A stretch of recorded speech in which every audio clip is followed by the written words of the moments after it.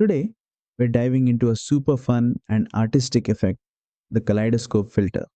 It's great for music videos, creative edits, or just adding a trippy vibe to your content. Let's jump in. First, open your project and select the video clip you want to apply the effect to make sure it's highlighted on your timeline. Next, head over to the Effects tab in the right hand panel. Now scroll through the list and find the Kaleidoscope effect. Click it once to apply it to your clip. You'll see the look change instantly.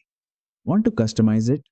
You've got two main sliders: speed, which controls how fast the kaleidoscope moves, and segments, which changes the number of mirrored pieces in the pattern.